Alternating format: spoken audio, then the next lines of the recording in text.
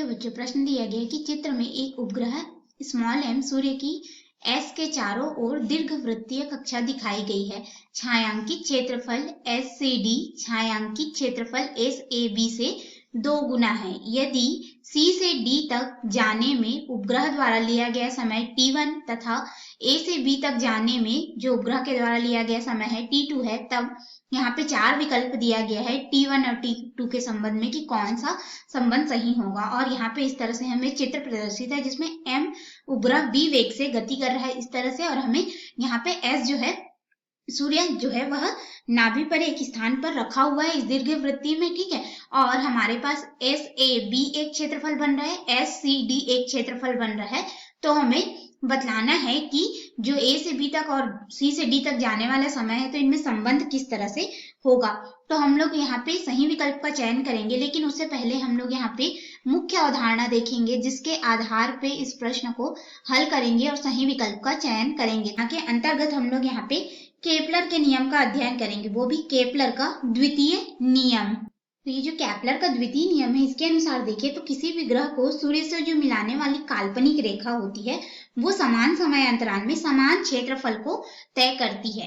क्या करती है, यहाँ पे समान समय अंतराल मान लेते हैं t, तो समान समय अंतराल में a क्षेत्रफल तय कर रही है, तो जो मिलाने वाली रेखा होगी वो समान समय अंतराल में काल्पनिक रेखा समान समय अंतरालों में समान क्षेत्रफल तय करती है। यानी कि इसको हम लोग एकदम छोटी शब्दों में कहें तो किसी ग्रह की क्षेत्रीय चाल जो होती है वह समान होती है, और जो क्षेत्रीय चाल होती है हमारे पास, ठीक है, इसे अगर हम लोग क्षेत्रफल के पदों में दिखाएं तो यह हो जाता है dA बटे dt, और यह बराबर हो जाता है k एक नियतांक होता है क्षेत्रीय चाल, ठीक है। a क्षेत्रफल हो जाएगा और dt जो उसका हम लोग यहाँ पे अवकलन कर देंगे तो ये क्षेत्रीय चाल को दर्शाएगा।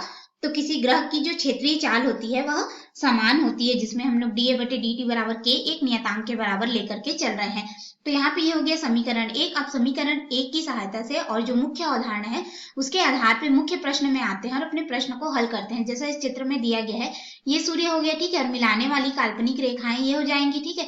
तो ये काल्पनिक रेखाएं हैं, तो हमारे पास केपलर के द्वितीय नियम से हमने देखा कि क्षेत्रीय चाल जो है वह समान होगी। क्षेत्रीय चाल समान होने की वजह से यहाँ पे प्रश्न में दिया गया है कि जो छायांकित भाग है एस सी डी यानी कि एस सी डी और एस ए बी से क्या है, दुगना है। ये जो एस ए बी का जो क्षेत्रफल है इससे दुगना है।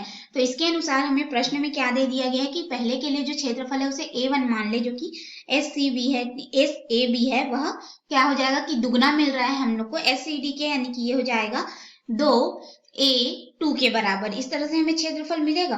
अब हम लोग अपने मुख्य अवधारणा का जो पहला समीकरण है उसका प्रयोग करेंगे, जिसमें क्षेत्रीय चाल समान होगी dA बटे dt बराबर k नियतांक के बराबर है, ठीक है।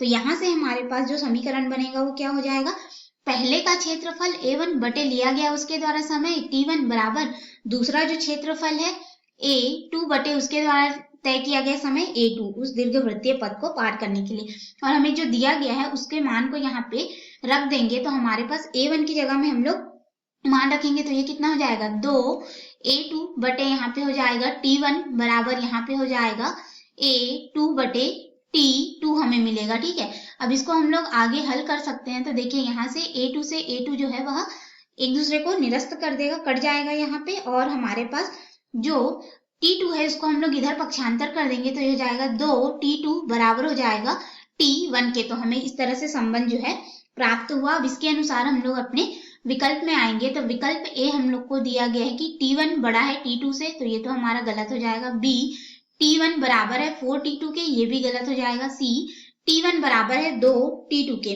तो हमें t1 बराबर 2t2 सी विकल्प जो है हमारा सही उत्तर हो जाएगा। डी दिया गया है t1 बराबर है t2 के, तो ये गलत है, अर्थात सही विकल्प कौन सा हो जाएगा, सी विकल्प होगा। और ये रहा हमारे प्रश्न का उत्तर जिसे हमने हल किया। आशा है आपको हल समझ में आया होगा। धन्यवाद।